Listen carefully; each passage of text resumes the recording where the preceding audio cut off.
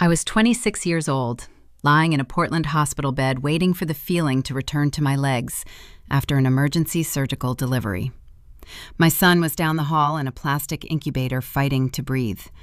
My husband walked into my room, checked the time on a watch I had never seen before, and dropped a manila envelope onto my lap.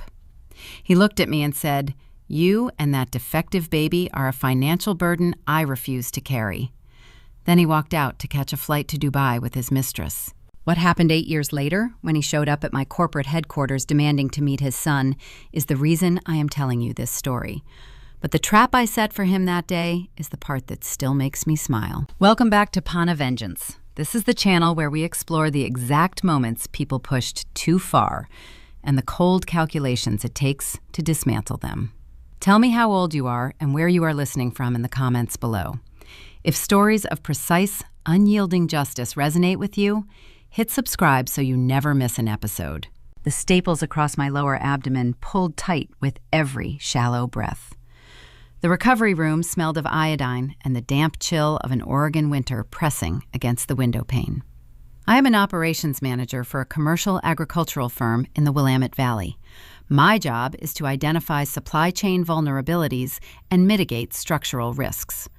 Lying on that thin mattress, I realized I had missed the glaring vulnerability in my own home. Julian did not wear visitor scrubs. He did not bring coffee. He wore a tailored charcoal suit and carried a leather briefcase. When he stopped at the foot of my bed, the fluorescent lights caught the sapphire crystal of a Patek Philippe watch, a watch that cost more than a reliable vehicle. He unlatched the briefcase. The metal clasp clicked loud in the quiet room. He pulled out the envelope and let it fall onto my lap. It slid against the thin cotton blanket. Divorce papers. His voice held no edge. It sounded like a man canceling a subscription service. I secured a senior consulting contract overseas. Victoria and I are leaving tonight. I suggest you sign the waivers quickly so we avoid a lengthy family court process. My throat felt like sandpaper from the intubation tube. Rowan is in the intensive care unit. He weighs 3 pounds. Julian adjusted his silk tie. He is a liability. He turned his back and walked out. The heavy door shut. Panic is a reaction for people with a safety net. I reached for my phone on the tray table. My fingers found the banking application. The blue circle spun on the screen. We had saved $62,000 over 3 years. I had mapped out that money yesterday to cover the impending neonatal intensive care unit bills. The screen loaded. Available balance, $11.42. He had funded his expatriate escape and bought a luxury timepiece using his premature son's lifeline. The illusion of a partnership evaporated. Only the math of a parasitic transaction remained. The screen of my phone shifted. An automated text message appeared. Pearl District Property Management. Lease modification processed. Julian Sterling and Victoria Vance removed from agreement. Remaining rent due in full. Submit proof of sole income within 48 hours to avoid eviction proceedings. I read the text twice. Julian did not just leave. He engineered a systemic collapse. He removed his name from our apartment lease and replaced it with his mistress, then legally vacated, leaving me holding the entire structural weight of our life. I set the phone face down on the tray table. I did not ring for the nurse. I did not cry. I closed my eyes and began to count the remaining assets I had left to wage a war. The text message glared against the sterile white background of my phone screen. Pearl District Property Management. The downtown Portland loft Julian and I rented featured floor-to-ceiling windows overlooking the Willamette River. The monthly rate required 2 substantial incomes. By removing his name and substituting his mistress on the exit paperwork, Julian triggered an automatic default clause. My single salary as an operations manager fell thousands short of the required income threshold. The management company demanded proof of sole financial capability within 48 hours. Failing that, eviction proceedings would commence immediately. I set the device face down on the rolling tray table. The surgical staples binding my lower abdomen pulled with a sharp, searing heat. I did not have 48 minutes of physical stamina, let alone the endurance to pack an apartment. Operations managers do not possess the luxury of mourning collapsed structures. We assess the wreckage and reallocate the surviving resources. I picked the phone back up and dialed my sister. Claire answered on the second ring. I gave her the address of a rundown studio complex in Beaverton I had seen advertised online months ago. I instructed her to rent a moving truck, pack my professional clothing, and abandon the furniture. Claire asked about the baby, her voice tight with rising panic. I told her Rowan was currently breathing and the apartment lease was dead. I needed her to handle the dead asset so I could focus on the living one. The heavy wooden door to my room pushed open before I ended the call. A woman wearing a gray cardigan and carrying a digital tablet stepped over the threshold. She did not offer a sympathetic smile or ask about my recovery. She kept her eyes fixed on the illuminated screen in her hands. "Ms. Sullivan, we have a discrepancy with your admission file." I asked her to clarify the discrepancy. She tapped the glass surface of her device with a manicured fingernail. "Your premium health insurance policy lapsed. The primary policyholder terminated coverage 30 days ago, citing a qualifying life event. Julian managed our household benefits. He processed an expatriate exit package weeks before I ever felt the first contraction. He systematically dismantled our safety net while we slept in the same bed."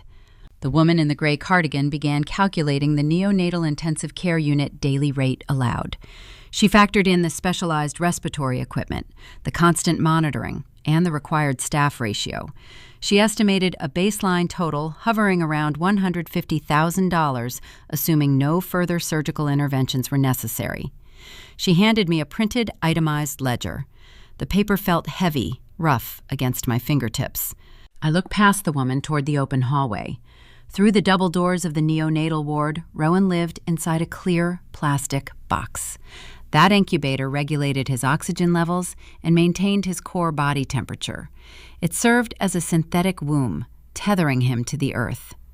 Julian looked at that fragile plastic shell and decided the price of his son's next breath represented a deficit he would not finance. He canceled the insurance to maximize his international relocation budget. Claire arrived an hour later carrying a duffel bag of dry clothes. She did not come alone. Her husband followed her into the stark hospital room. Harrison Davis did not carry flowers or offer hollow words of comfort. He carried a bespoke leather briefcase and wore a dark, tailored suit that projected quiet authority. Harrison operated as a senior partner at a top-tier corporate law firm in downtown Portland. He spent his days orchestrating hostile takeovers and constructing impenetrable asset protection trusts. He viewed the world through a lens of leverage and liability. He pulled a vinyl guest chair to the side of my bed and extended his hand. I gave him the hospital billing ledger. Harrison retrieved a gold fountain pen from his breast pocket and ran the tip down the column of staggering figures. His dark eyes tracked the specific dates of the insurance cancellation. He cross-referenced those dates against the timeline of Julian booking a flight to the United Arab Emirates. He located the intersection of events with predatory speed. "Your husband planned this execution window down to the hour," Harrison stated. His steady baritone voice grounded the chaotic energy in the room. He utilized his corporate relocation status to sever your joint policy right before your delivery date. The hospital will pursue you for the entire unprotected balance. They will place a lien on your future earnings. I could not afford a lien. If the hospital garnished my wages, I would lose the ability to feed my son once he finally came home. I needed to ensure my salary remained untouchable.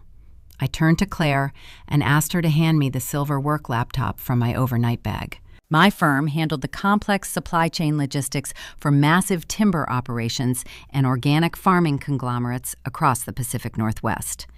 Those agricultural clients depended on my proprietary routing algorithms to save them millions in wasted fuel and spoiled inventory. If I managed the freight logistics directly from this hospital bed, I could prove my indispensable value to the board of directors and protect my income stream. I rested the silver laptop on the tray table. The metal casing felt cold against my bare arms. I pressed the power button and waited for the familiar corporate login screen to appear. I typed my encrypted password to access the secure agricultural database. The screen remained dark for 3 agonizing seconds. Then a bright red triangle materialized in the center of the display. The harsh light cast a warning glow across the white hospital sheets. Unauthorized access protocol triggered. The text pulsed underneath the red symbol. My security dashboard generated an automated incident report. The system detected a mass data export initiated from this exact device 40 hours ago. The destination IP address routed through a masked virtual private network. Julian did not just leave me financially stranded and facing eviction. He had opened my machine in the middle of the night while I slept heavily through my 3rd trimester. He dug deep into my classified corporate files. He targeted the proprietary client lists, the exact routing algorithms, and the unreleased vendor contracts I had spent 5 years building. Julian intended to use my life's work as the stolen foundation for his new consulting firm in Dubai. The red triangle blinked steadily on the screen. He had armed a digital bomb inside my career. The true cost of his departure had just multiplied, threatening to obliterate the only survival mechanism I had left. The command lines unspooled across my illuminated screen. I traced the origin of the export with rigid precision. Julian utilized a hidden partition on our home network to compress 5 years of my proprietary data. He took the Willamette Valley crop yield projections. He took the specialized freight routes I designed for the timber conglomerates. He took the confidential pricing tiers that kept my firm ahead of every competitor on the West Coast. Julian possessed no background in agricultural logistics. He sold generic management strategies. To secure his senior role in Dubai, he needed to arrive holding something highly valuable. He planned to present my hard-earned structural models as his own brilliant innovations. I did not shut the laptop. I pivoted the screen toward Harrison. The dark-suited attorney leaned forward. His eyes scanned the code. He recognized the implications before I spoke a single word. My husband is currently packing a carry-on bag containing stolen trade secrets, I explained. The steady rhythm of my voice surprised even me. The searing pain from my surgical incision faded into the background, overshadowed by a sudden crystalline focus. He intends to board an international flight carrying classified corporate data. Harrison straightened his posture. A predatory sharpness shifted his features. He reached inside his tailored jacket and retrieved his mobile phone.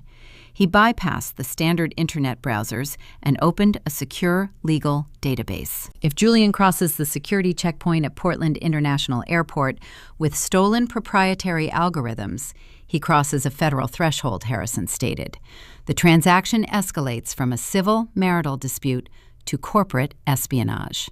The moment he attempts to clear customs carrying unauthorized commercial data, he commits federal wire fraud. Claire stood near the hospital window, clutching her purse. "Call the police right now," she urged. Her voice shook with protective anger. "Have him arrested at the terminal. Force him to return the $62,000 he drained from your account. You need that money for the medical bills." I looked at my sister. The urge to reclaim the stolen savings pulled at my instincts. That money represented countless hours of my labor. It represented the safety net I built to protect the tiny, fragile boy fighting for oxygen down the hall. But I am an operations manager. I do not make decisions based on temporary emotional satisfaction. I run risk assessments. I calculate long-term liabilities. "No," I said. My answer hung cold and firm in the sterile air. "We will not call the authorities. We will not ask for the money back." Claire stared at me in disbelief. "Nellie, you cannot let him walk away with everything. He left you facing eviction." "If I drag Julian into a courtroom over stolen funds, we remain legally tethered," I explained. "A judge will force us into mediation. Julian will demand joint custody to avoid paying child support. He will use his visitation rights to disrupt Rowan's life at every turn. He will remain a permanent, toxic variable in our equation. I do not want the $62,000. I want an absolute zero sum. I want Julian eradicated from this family." Harrison nodded slowly. The gold fountain pen in his hand tapped a slow, rhythmic beat against his leather briefcase. He understood the architecture of my strategy. I viewed my ex-husband as a compromised vendor. The most cost-effective solution involved terminating the contract without a severance package. "You want a clean title," Harrison noted. "You want him to surrender all paternal claims in exchange for your silence regarding the federal crimes." "I want him to become a ghost," I replied. The hospital room transformed. It ceased to function as a recovery ward. It became a tactical command center. Harrison cleared the rolling tray table, pushing aside my plastic water pitcher and the unread post-operative care pamphlets. He opened his own device, a sleek black laptop, and connected to his firm's secure server. His fingers moved across the keyboard with lethal precision. "We have a narrow execution window," Harrison warned. He brought up a secondary screen displaying the live departure board for Portland International Airport. "There is only one direct flight connecting through to the United Arab Emirates tonight. It leaves at 7:45. It is currently 4:30 in the afternoon. Julian will enter the first-class lounge within the next hour." Harrison drafted the legal framework.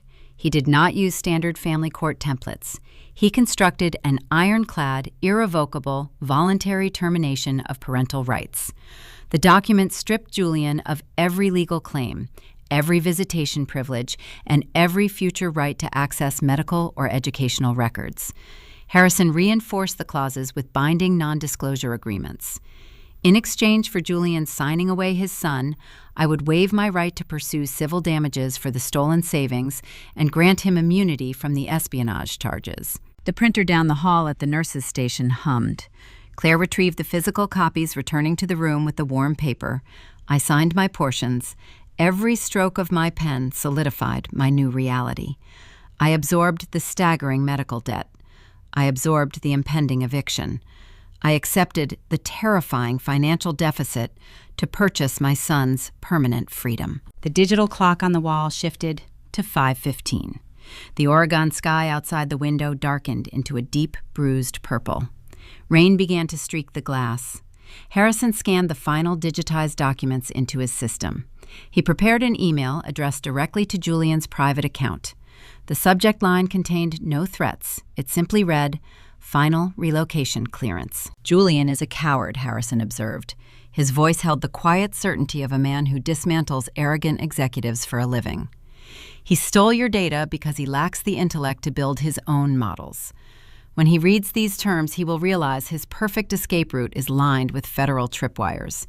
He will trade his flesh and blood for a boarding pass without a second thought." Harrison hovered his finger over the trackpad. The silence in the room felt heavy, pulling the oxygen from the air. Down the corridor, the rhythmic beep of a fetal heart monitor echoed a steady reminder of the stakes. My son breathed inside a plastic box entirely dependent on the digital trap we just set. "Send it," I ordered. Harrison pressed the key. The encrypted file vanished into the ether, rocketing through the cellular towers toward the departure terminal. The snare lay hidden among the luxury boutiques and the polished leather seats of the airport lounge. Julian sat somewhere in that terminal, gripping a briefcase full of stolen code. He thought he possessed the ultimate leverage. He thought he had outsmarted a bleeding, bankrupt woman. Will Julian realize he walked into a trap before he boards his flight? The departure lounge at Portland International Airport hummed with a hushed, expensive energy. Passengers settled into plush leather armchairs overlooking the rain-slicked tarmac. Julian Sterling sat near the floor-to-ceiling windows, a flute of complimentary champagne resting on the glass table beside him. Victoria occupied the seat across from him, scrolling through real estate listings in the United Arab Emirates. Julian unbuttoned his suit jacket. He felt a deep, satisfying rush of accomplishment. He executed the exit strategy perfectly. The $62,000 sat secure in an offshore account beyond the reach of the Oregon family courts. The encrypted thumb drive hidden in his briefcase contained enough proprietary logistics data to guarantee his senior partner status upon arrival in Dubai. He engineered a flawless transition, leaving the mess of a premature infant and a bleeding wife far behind him. His mobile phone vibrated against the table. the screen illuminated, displaying an incoming message from an unrecognized sender. The subject line read, "Final relocation clearance." Julian assumed the email originated from his new corporate sponsors. He set his champagne flute down and opened the file. The color drained from his face within 3 seconds. The message did not contain travel vouchers or corporate congratulations. It contained a stark, itemized list of his recent activities. The sender detailed the exact timestamps of the unauthorized data export from Nellie's computer.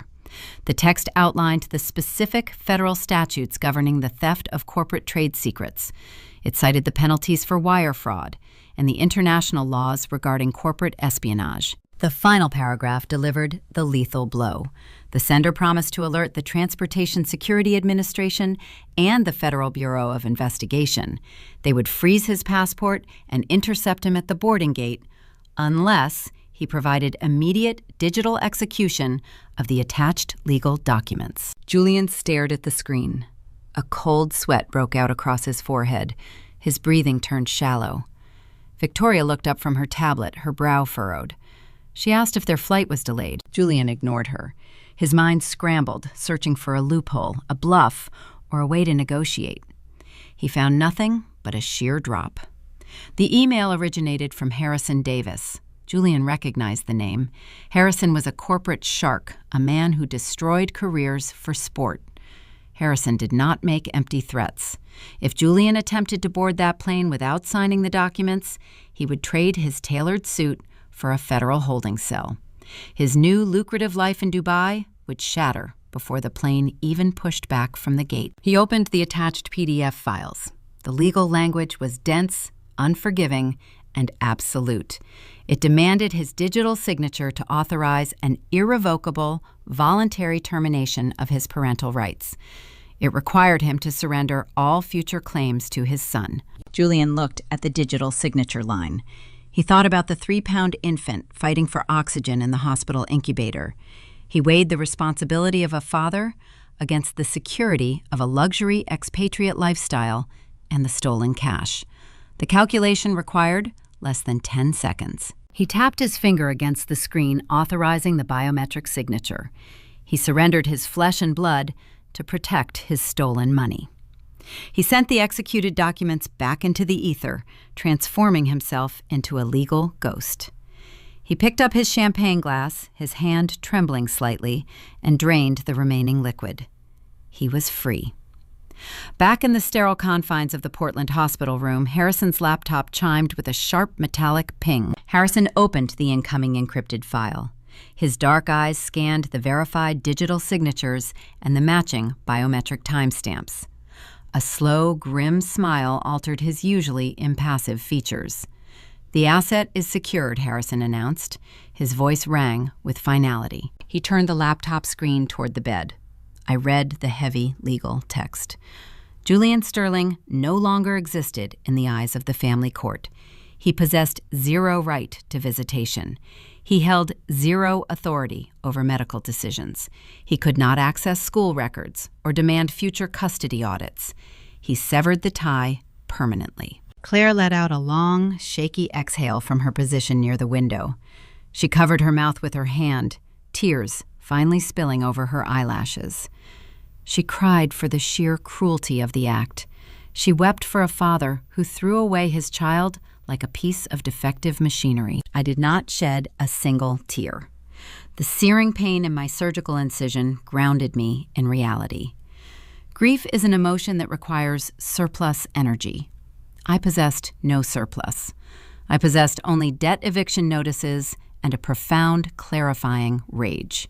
The initial battle concluded, but the war of survival had just commenced. We established the Ghost Protocol. From this moment forward, Julian's name would not be spoken. He ceased to occupy space in my mind. He represented a neutralized threat. My focus shifted entirely to the monumental task of constructing an impenetrable fortress around my son. 5 weeks later, the hospital finally cleared Rowan for discharge. He remained fragile, requiring supplemental oxygen and strict monitoring. I bundled his tiny frame into a donated car seat. We did not return to the downtown loft with the river views. Claire drove us to a cramped studio apartment in the industrial outskirts of Beaverton. The hallway smelled of boiled cabbage and old carpet. The lock on the door stuck, requiring a specific upward jolt to turn the key. The single room featured peeling beige wallpaper and a radiator that clanked loudly throughout the night. I set the car seat gently on the worn linoleum floor. The heavy portable oxygen concentrator hummed a constant mechanical soundtrack to our new existence.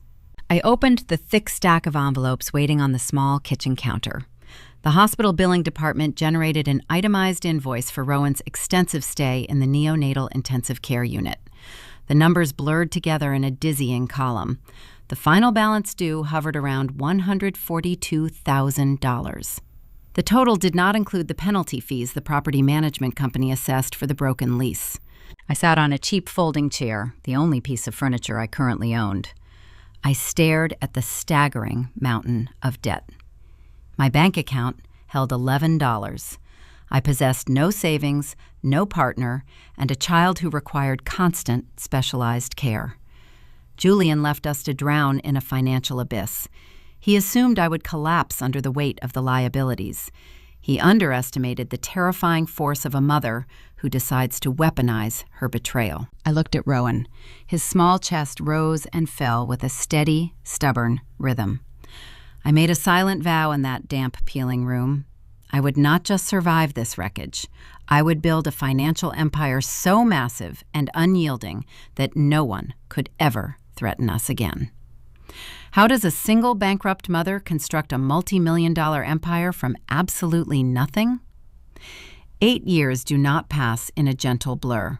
They are forged in sleepless nights, cold coffee, and the relentless execution of survival. The damp Beaverton studio served as my initial command center.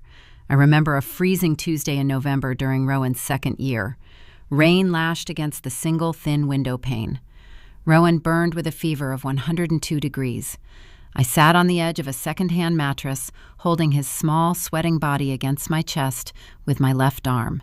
My right hand flew across the illuminated keyboard of my laptop. The medical debt demanded monthly payments. A standard operations salary would never outpace the accruing interest. I needed capital. I needed leverage. I spent those dark, early morning hours writing a predictive routing algorithm. I analyzed the archaic supply chains governing the Willamette Valley. Dispatchers sent half-empty freight trucks along inefficient routes, wasting thousands of gallons of diesel and spoiling perishable inventory. I compiled the data and identified every structural weakness in the regional grid. I bypassed my direct supervisors entirely. I secured a 10-minute presentation with the board of directors for the largest timber conglomerate in the Pacific Northwest. I did not wear a bespoke suit. I wore a thrifted blazer. I stood in a boardroom paneled in rich mahogany, facing a table of skeptical older executives. I connected my laptop to their projector and displayed my proprietary software. I showed them exactly how my dynamic routing models could eliminate 14% of their annual transit costs within 6 months. The boardroom fell into a stunned silence. The chief financial officer offered to purchase the algorithm outright. I refused the check. I informed them they could license the technology through my newly formed boutique logistics firm. They signed a 5-year exclusive vendor contract before I left the building. That single signature lit the fuse. Organic farming syndicates followed the timber giants. Regional freight carriers signed exclusive optimization agreements to remain competitive. My boutique operation evolved into a regional powerhouse. I hired aggressive analysts and poached top-tier dispatchers. The valuation of my firm climbed with ruthless momentum. $10 million, $40 million. Today, the enterprise holds a verified valuation of $75 million. The crushing hospital debt that once threatened to ruin me evaporated years ago. I paid every cent. The fragile infant who required a humming machine to inflate his lungs grew into a formidable 8-year-old boy. Rowan does not play with action figures or watch animated television shows. He constructs complex geometric models on his tablet and analyzes structural load capacities. He possesses a brilliant hyperlogical mind. He views the world through a clinical lens, dissecting variables and eliminating inefficiencies. He is the exact opposite of the burden his biological donor predicted. I never forgot the profound lesson Julian taught me in that hospital room. Safety remains an illusion unless backed by ironclad legal architecture. When Rowan lived in the intensive care unit, a thin, transparent incubator protected his fragile body. Julian looked at that shell and saw a line item he refused to fund. Today, my son requires a different kind of protection. I brought Harrison into my corner office 2 years ago and instructed him to build a financial fortress. Harrison drafted the framework for a Delaware blind trust. The legal entity operates with total anonymity, capitalizing on strict corporate privacy laws. The trust holds the vast majority of my corporate voting shares, the commercial real estate acquisitions, and the liquid investment portfolios. On paper, and in the public record, I am simply a high-earning executive receiving a modest, heavily taxed salary. The true wealth belongs entirely to the holding company. Rowan stands as the sole, irrevocable beneficiary. His future rests inside an impenetrable corporate shell. No predatory creditor, no frivolous lawsuit, and no phantom from the past can ever pierce that veil. I engineered a reality where my son will never experience the cold terror of an eviction notice or a drained bank account. We live in a highly secure, discreet estate nestled deep in the wooded hills outside Portland. Heavy wrought iron gates and biometric scanners keep the outside world at bay. The property features towering Douglas firs and silent sweeping views of the valley below. Every perimeter is monitored. Every variable is controlled. I built a life devoid of unpredictable risks. My days operate on a calibrated schedule. I oversee the logistics empire from a sprawling glass-walled office overlooking the city skyline. I dictate market terms and negotiate acquisitions with cold precision. The terrified, bleeding 26-year-old woman ceased to exist. A titanium wall replaced her. Thursday afternoon unfolded with typical efficiency. I sat behind my custom walnut desk, reviewing a quarterly earnings report. The Oregon sky hung gray and heavy with impending snow. The ambient noise of the city felt distant, muffled by the thick, soundproof glass. My executive assistant, Sarah, rarely raises her voice above a measured, professional tone. When the intercom on my desk chimed at 2:15, her voice trembled. "Miss Sullivan, we have a security breach in the main lobby." I kept my eyes on the earnings report. "Send building security to handle it, Sarah." "I am trying," she whispered, her words rushed and frantic. "But the man is refusing to leave. He bypassed the front desk and is trying to force his way toward the executive elevators. He is making a terrible scene. He keeps screaming your maiden name." I set my pen down. The silver metal clicked sharply against the wood. "Tell the guards to escort him to the sidewalk," I instructed. "He says he has a right to be here," Sarah replied. "He says he is the chief executive officer's husband." The temperature in my office seemed to drop 10 degrees. The air grew thin. A phantom I buried 8 years ago just stepped out of an unmarked grave. Why is Julian back, and what does he want? I told Sarah to route the intruder to conference room B on the 4th floor. I specified that security should confiscate his phone and stand inside the room. I ended the call and stood up from my walnut desk. I smoothed the lapels of my tailored jacket. I did not rush. I took measured steps down the carpeted hallway. My pulse maintained a steady 60 beats per minute. When I pushed open the heavy glass door, 2 uniformed guards stood near the far wall. The man sitting at the long mahogany table bore little resemblance to the polished consultant who handed me divorce papers 8 years ago. The expensive charcoal suits were gone. Julian wore a faded gray jacket with frayed cuffs. The skin around his eyes sagged, carrying an unhealthy pallor. His shoulders hunched forward, projecting profound defeat. I glanced at his left wrist. The gleaming sapphire crystal timepiece no longer existed, replaced by a cheap plastic band. "Nellie," he gasped, standing up quickly. The leather chair scraped against the hardwood floor. His eyes darted around the luxurious room, taking in the digital displays and the pristine architecture. "You own this building." "Sit down," I commanded. My voice held the temperature of winter rain. He flinched, dropping back into the seat. I remained standing at the head of the table, observing him with the clinical detachment of a researcher studying a failed experiment. "I need help," Julianne pleaded. His hands trembled as he placed them flat on the polished wood. Everything fell apart. The story spilled out of him in a rushed, pathetic stream.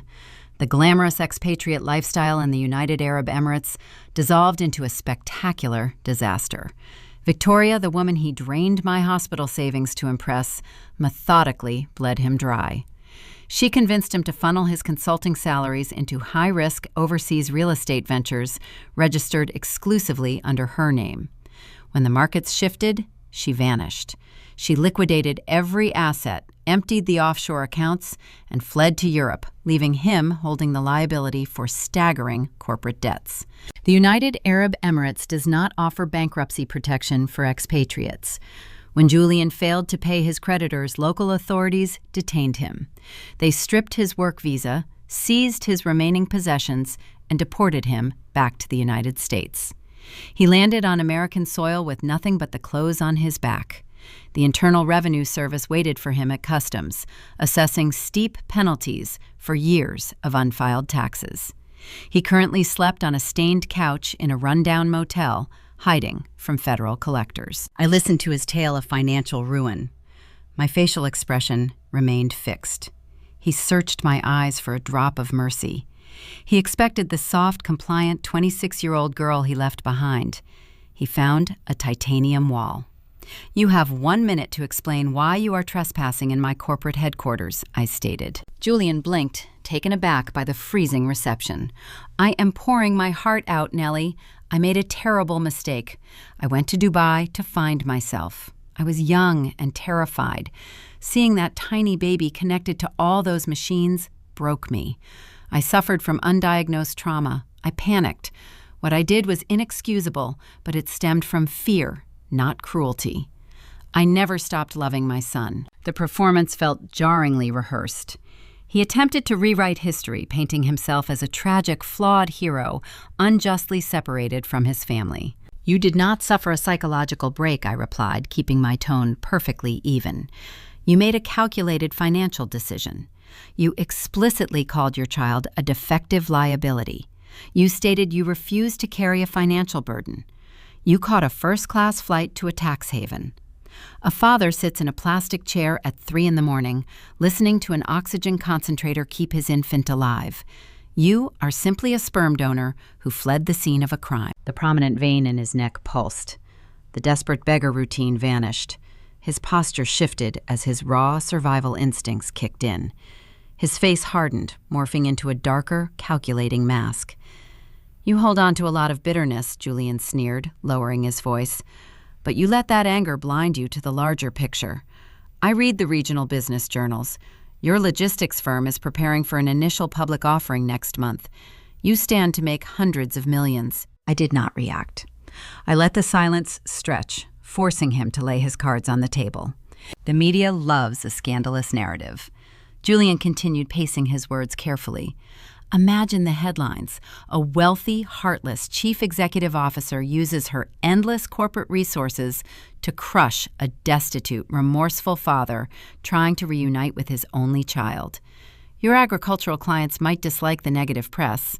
Your board of directors might find a public custody dispute distracting right before the ringing of the opening bell." He laid his extortion plot bare.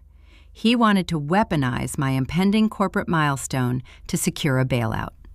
"You possess zero legal standing to file a custody dispute," I reminded him. "You signed an irrevocable termination. Courts change their minds when presented with new evidence." Julian countered his confidence, swelling. "I will march into the courthouse and claim you forced me to sign those papers while I was under extreme distress. I will demand a public hearing. I am willing to settle this quietly. A private arrangement. You write me a check to cover my debts and provide a monthly stipend. In exchange, I stay far away from your pristine reputation. It is a minor business expense to ensure your offering goes smoothly." "If I refuse your extortion," I asked, my voice dangerously soft, "then I assert my biological rights." Julian smiled a greasy, triumphant expression. "I know Rowan attends that elite private academy over in the West Hills. I know what time they let the students out for the afternoon pickup line. It would be a real shame if his biological dad showed up at the campus gates to introduce himself in front of all those wealthy parents and teachers. Imagine the psychological damage that would cause a sheltered 8-year-old boy. Imagine the spectacle. The threat hung in the climate-controlled air. He promised to terrorize my child. He planned to shatter Rowan's structured world to force my hand financially. "Your minute expired," I said. I turned to the 2 security guards stationed by the door. "Remove this trespasser from the building. If he resists, use force." The guards stepped forward immediately, clamping their hands onto his shoulders. Julian struggled, kicking his cheap shoes against the hardwood floor.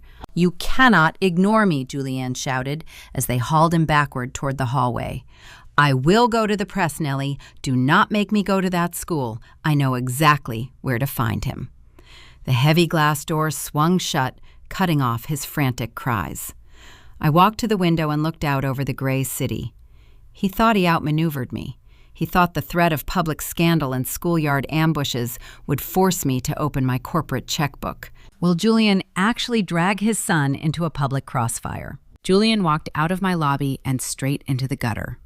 He found Silas Montgomery. Silas operated out of a strip mall office near the interstate highway. He specialized in high-profile shakedowns and late-night television commercials promising fast cash settlements to desperate people. Silas did not charge upfront retainers. He worked strictly on contingency. When Julian sat in that cheap office and mentioned my name, Silas saw a winning lottery ticket. He looked at my upcoming initial public offering and smelled vulnerable corporate blood. They knew a traditional lawsuit would fail against a lawyer like Harrison. They chose a different battleground. They waged war in the court of public opinion. 72 hours after security threw Julian onto the pavement, my phone began to vibrate with notification alerts. A digital wildfire ignited across local networks. I sat at my desk and pressed play on a video circulating through Portland business forums and suburban parenting groups. The production quality felt intentionally amateurish. Julian sat on the edge of a sagging mattress inside a dimly lit motel room. The peeling paint and cheap patterned curtains provided a stark backdrop of manufactured poverty. He wore the same frayed jacket from my conference room. He looked directly into the camera lens with bloodshot eyes. He spun a masterful fabrication. He claimed his overseas employers trapped him in a predatory contract, seizing his travel documents and forcing him into indentured servitude. He painted a portrait of a dedicated father fighting for years to return to American soil just to hold his son again. Then the tears started, real, wet tears, rolling down his pale cheeks. He told the camera that his former wife transformed into a power-hungry billionaire during his exile. He accused me of using my endless corporate resources to illegally alienate him from his flesh and blood, simply because he experienced financial hardship. He begged the internet to help a broken man see his boy. The algorithm rewarded the scandal instantly. The footage went viral within a single afternoon. Strangers who knew nothing about the $62,000 he stole or the neonatal bills I paid felt entitled to judge my character. The comment sections filled with venom. They labeled me a tyrant. They called me a cold corporate monster inflicting psychological damage on an innocent child out of pure spite. The fallout crashed directly into my professional sphere. My director of public relations burst into my office. Her face lacked its usual composed color. She carried a tablet displaying a plunging sentiment analysis graph. 3 different board members called my private line within the span of an hour. My agricultural supply chain firm relied on sterling ethical relationships with conservative farming syndicates. Those clients despise messy tabloid drama surrounding their critical vendors. The impending stock market launch required pristine optics. Institutional investors get spooked by volatile leadership. The media scrutiny created a tangible drag on our valuation estimates. The public relations director begged me to release a sympathetic statement. She suggested arranging a primetime television interview to counter the narrative. One board member even recommended paying a quiet, off-the-books settlement to make the headache disappear before the opening bell rang on the stock exchange. I stood by the soundproof window, looking down at the crawling city traffic. I felt the pressure mounting, a heavy, physical weight pressing against my chest. Yielding to that pressure meant teaching a parasite that extortion works. I turned away from the glass. I refuse to negotiate with terrorists, I told the room. I will not engage in a public mudslinging contest with a man who abandoned his infant. I will not turn my child into a media spectacle to appease internet trolls. I issued a strict company-wide gag order. Any employee caught discussing the video or my personal life with the press would face immediate termination. I locked the corporate doors and swallowed the key. Harrison arrived later that evening after the office emptied. He poured 2 glasses of sparkling water and set one on my desk. He did not look worried. He looked like a predator watching a wounded animal stumble blindly through the forest. "Your silence is driving them crazy," Harrison noted. Silas expected a panicked phone call and a settlement offer by noon. When you ignore an extortionist, they start to doubt their leverage. They get anxious. Anxious men make fatal legal errors. "We need him to cross a line," I replied, tracing the rim of my glass, "a line he cannot walk back from." "Give him enough rope," Harrison advised. "His arrogance will handle the rest." Across the city, inside a cramped office smelling of stale coffee, Silas paced the stained carpet. The viral video generated millions of views, but $0. Nellie Sullivan did not crack. The chief executive officer refused to open her checkbook. Silas realized the digital smear campaign needed physical escalation. He told Julian they required tangible proof of my cruel gatekeeping. They needed footage of the wealthy, heartless mother actively ripping a weeping child away from his desperate father. They needed a confrontation that local news stations could not ignore. Silas pulled up a map of the Portland area on his computer monitor. He typed in the name of the exclusive private academy located in the West Hills. He studied the satellite imagery, noting the pedestrian gates and the afternoon pickup zones. He formulated a plan to bypass my corporate security and strike at the most vulnerable target available. They would wait on the public sidewalk just beyond the school property line. When the afternoon bell rang, they would spring their trap. Julian leaned over the desk, studying the map. A greedy anticipation settled in his chest. He envisioned the lucrative payout waiting for him at the end of this stunt. He spared no thought for the psychological impact his sudden appearance might have on a young boy. He viewed Rowan the exact same way he viewed him in the hospital room 8 years ago. The boy was simply a means to an end. They plotted to ambush an 8-year-old child. They intended to weaponize my son's emotional stability to secure a monthly paycheck. Will Rowan be traumatized by this ambush? I sat at my walnut desk, staring at a high-definition live video feed. My head of private security transmitted the broadcast directly to my encrypted monitor. The camera lens captured the wrought iron gates of Rowan's private academy in the West Hills of Portland. Crisp autumn leaves scattered across the pristine brick sidewalks. The air looked sharp and cold. Julian paced near the pedestrian exit. Silas stood a few feet away directing a hired videographer. Julian held a stiff, generic baseball glove in his left hand, a pathetic theatrical prop intended to signal wholesome American fatherhood. He likely purchased it at a discount sporting goods store an hour prior. Silas pointed to the heavy oak doors of the main building. The afternoon bell rang. Students wearing navy blazers flooded the courtyard. The noise of childhood freedom echoed through the hidden microphone of my security guard, standing mere feet away. My son emerged from the crowd. Rowan did not run or shout like the other children. He walked with measured, deliberate steps. His dark eyes remained locked on the digital tablet in his hands. He dragged his finger across the glass, adjusting the load-bearing calculations on a digital bridge schematic. I built an empire to ensure his mind could focus on structural engineering instead of survival. Julian saw him. Silas nodded to the cameraman. The recording light blinked red. Julian stepped directly into the center of the brick pathway, blocking the exit. "Rowan Julian," called out, his voice cracking with an artificial sob. He dropped to one knee, holding out the baseball glove. "It is me. It is your dad. I finally made it back to you." Rowan stopped. He did not drop his tablet. He did not shrink away or look around for help. He tilted his head slightly, studying the weeping man blocking his path. He analyzed Julian the exact same way he analyzed a flawed line of code. He processed the variables. "I think you made a logistical error," Rowan stated. His high, clear voice cut through the background noise of the departing students. "I do not play baseball. The statistical probability of physical injury outweighs the strategic value of the sport. You also misidentified yourself." Julian froze.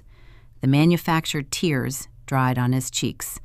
The camera captured the confusion spreading across his pale features.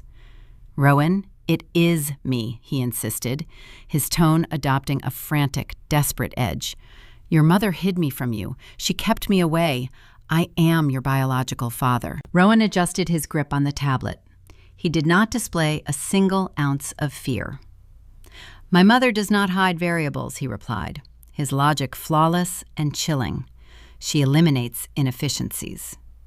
According to the legal background checks I reviewed when we established my educational trust fund, my biological donor terminated all rights exactly 96 months ago." The silence on the sidewalk felt heavy enough to shatter concrete. The videographer lowered the camera, inch by inch, unsure if he should continue filming this train wreck. Silas stood paralyzed, his mouth hanging open. "You hold zero legal standing in my family structure," Rowan continued, his tone devoid of any emotional weight. "Please step aside. You are blocking the designated transit zone. Furthermore, my models indicate you are a severe liability. Liabilities eventually face foreclosure." Julian turned a mottled shade of crimson. The public humiliation burned through his pathetic facade. The camera recorded his rejection by a child who viewed him as nothing more than a minor, annoying obstacle. The gentle father routine evaporated, leaving only raw, bruised ego. "You listen to me," Julian hissed. He lunged forward, reaching his bare hands toward the lapels of Rowan's navy blazer. He never touched the fabric. The man, dressed in a discreet gray suit standing near the brick wall, moved with blinding speed. My head of private security clamped a thick hand around Julian's wrist, twisting it backward and forcing him to the pavement. Julian hit the concrete hard. The cheap baseball glove skittered into the street. "Do not touch the boy," the guard warned. His voice rumbled with lethal authority. He kept his knee pressed firmly against Julian's spine.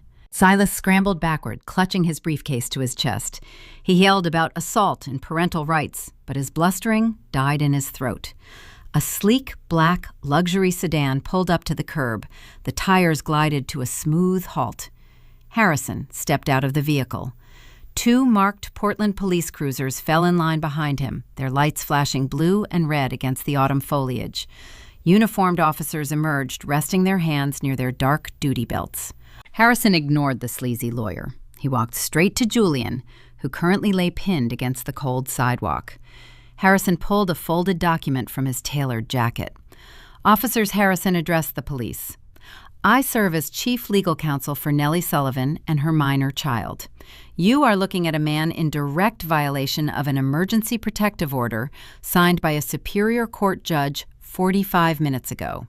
Harrison handed the stamped paper to the lead officer. "The text prohibited Julian from coming within 500 feet of my son or this academic institution based on documented harassment and prior extortion threats." Julian scrambled to his feet, rubbing his bruised wrist as the security guard stepped back.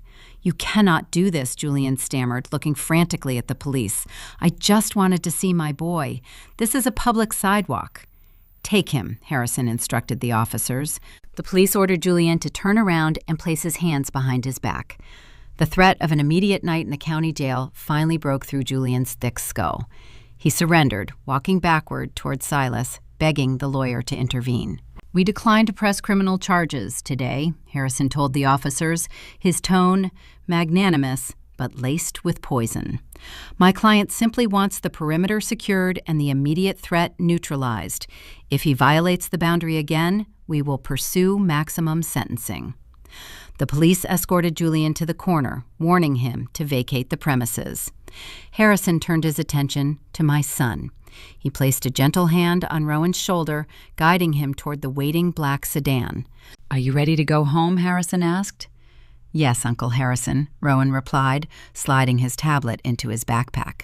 "The structural integrity of this sidewalk is compromised anyway." I watched the feed cut out as the car door closed. A deep, satisfying warmth spread through my chest. The viral video stunt failed spectacularly. Instead of capturing a tearful reunion, Silas filmed his client facing mathematical destruction by an 8-year-old and physical restraint by security. The footage held zero value. The extortion plot seemed dead on arrival. But cornered rats always search for a crack in the hull of a sinking ship. Silas retreated to his strip mall office later that evening. He threw his briefcase onto his desk, furious at the public humiliation. He realized they possessed zero leverage in the court of public opinion. Nellie Sullivan stood too fortified. Her son remained untouchable. Silas opened his laptop and pulled up the original digital files Julian provided during their first meeting.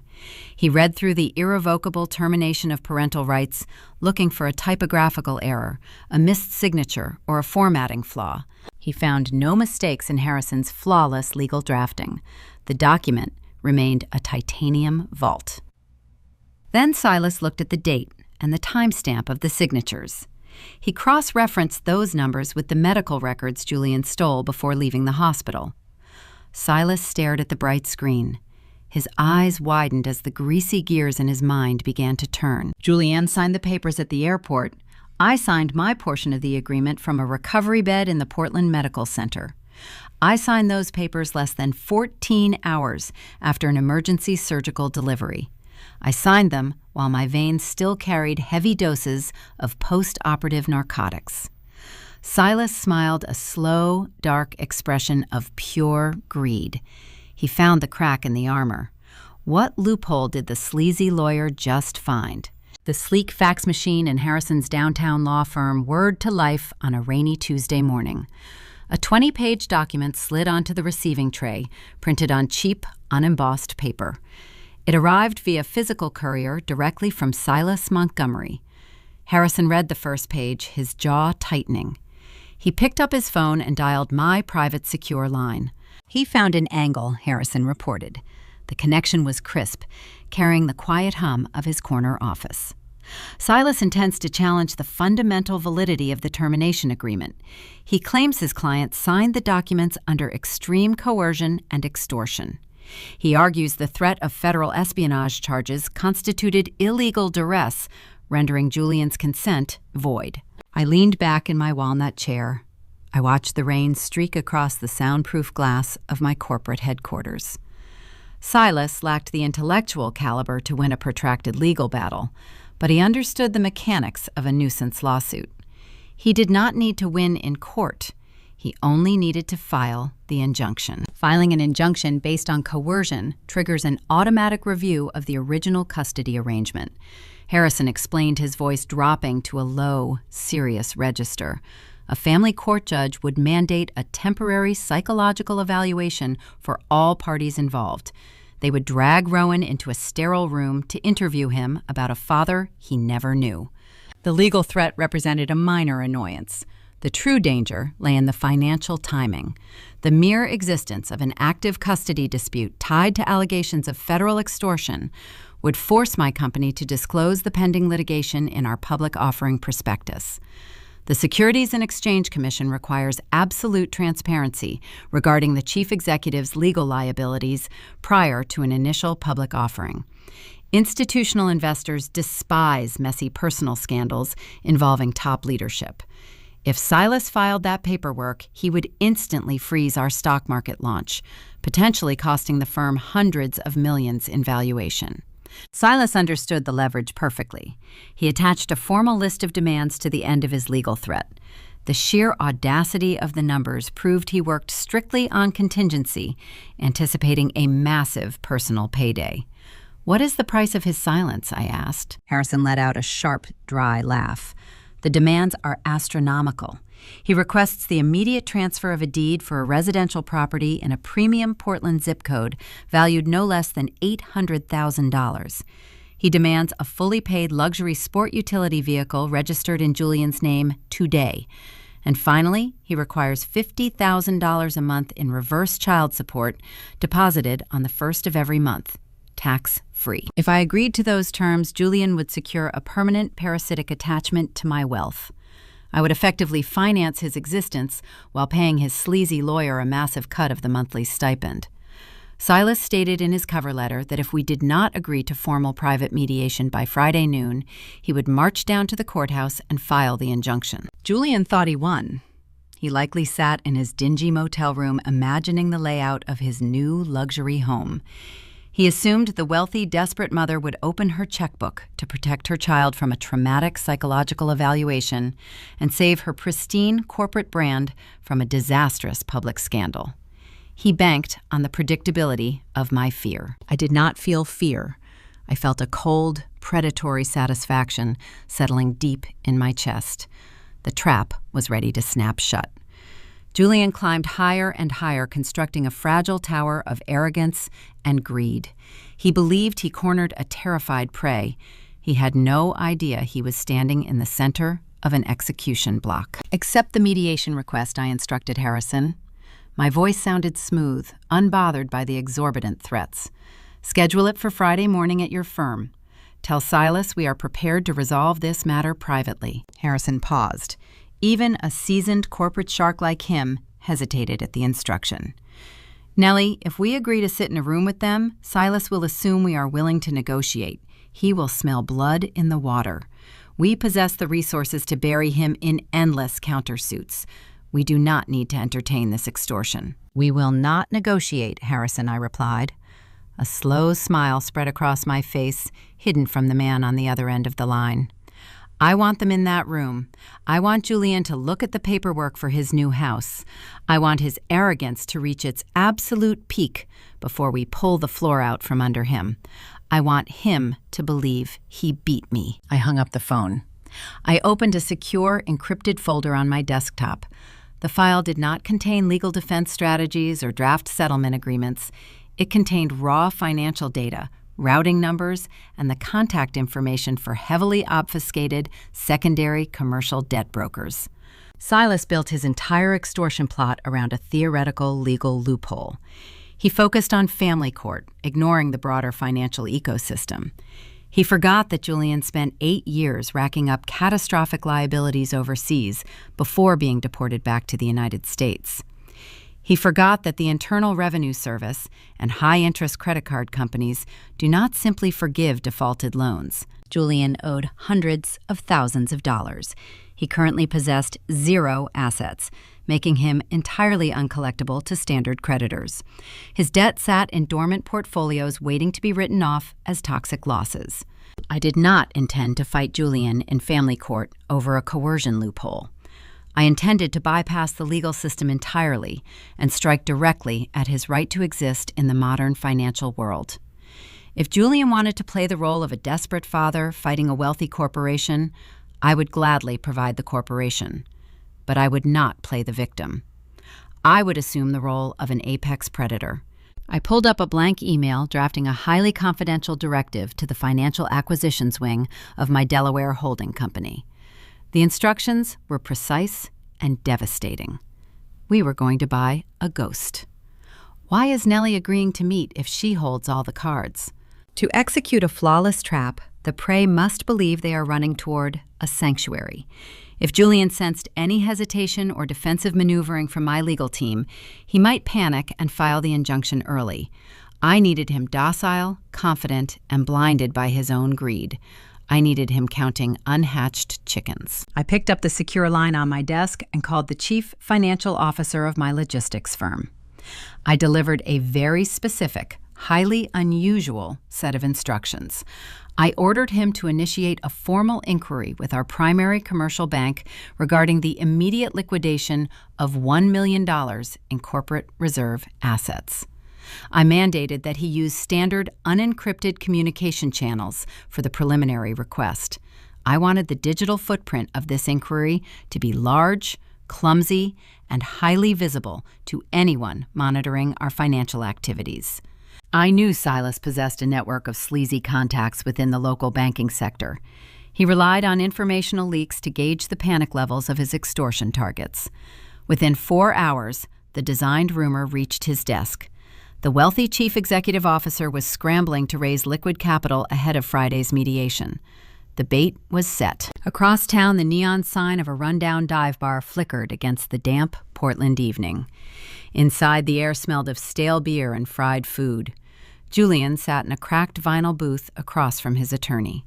Silas slammed 2 shot glasses of cheap whiskey onto the sticky table, a wide, greasy grin splitting his face. "She cracked," Silas announced, raising his glass in a mock salute. "My guy at the bank confirmed it. She is trying to free up $1 million in cash by Thursday afternoon. She is terrified of the public offering collapsing. She is going to write the check, Julian. You are getting the house." Julian leaned back against the vinyl booth, exhaling a long, shaky breath. The tension of sleeping on a stained motel couch for weeks seemed to melt from his shoulders. He picked up his shot glass. "I told you she would cave." Julian bragged, the arrogant swagger returning to his voice. "Nellie always plays the tough operations manager, but underneath, she is just a scared mother protecting her kid.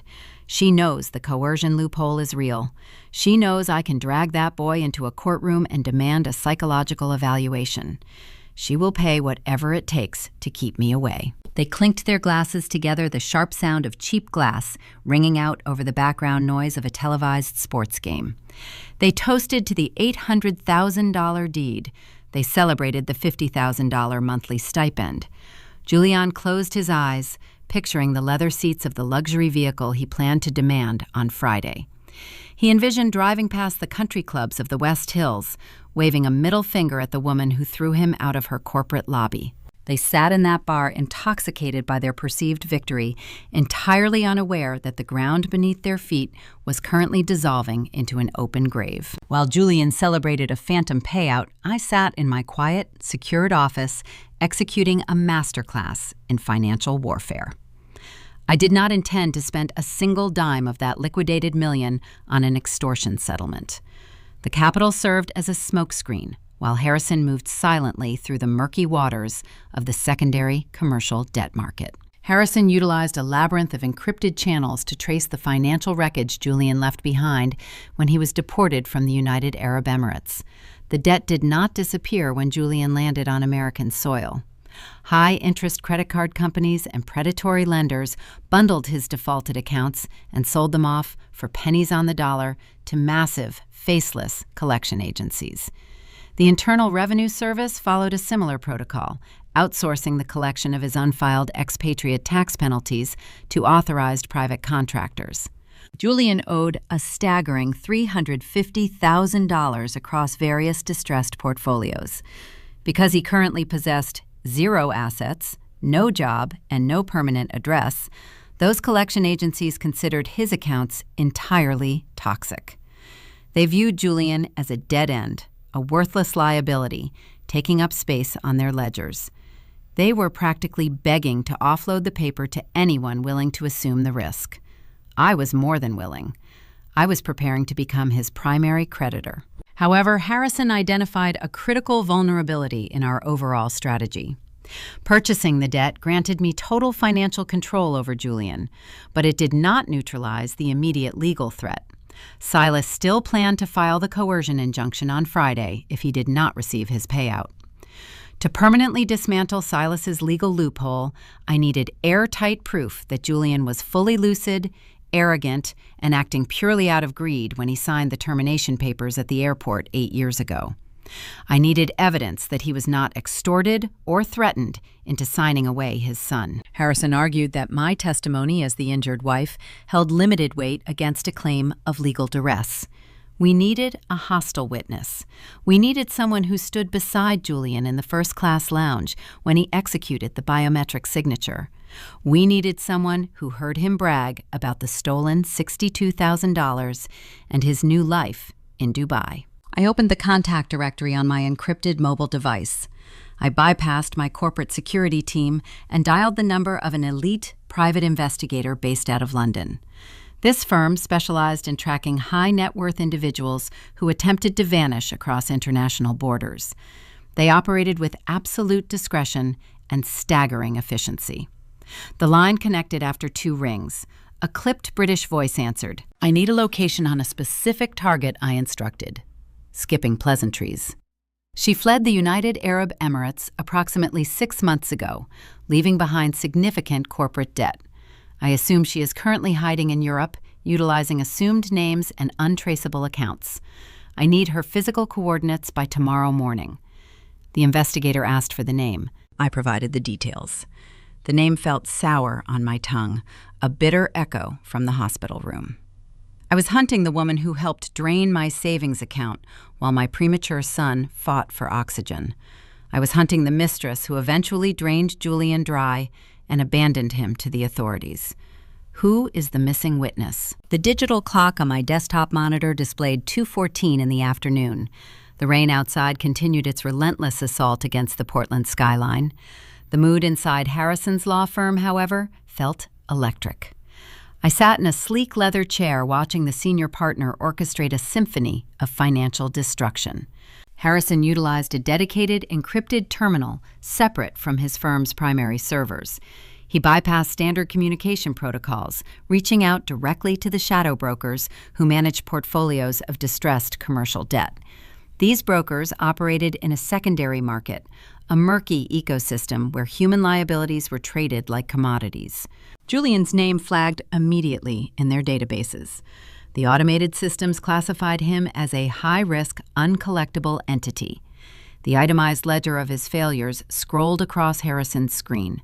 $60,000 in defaulted high-interest credit cards secured during his frantic final months in Dubai.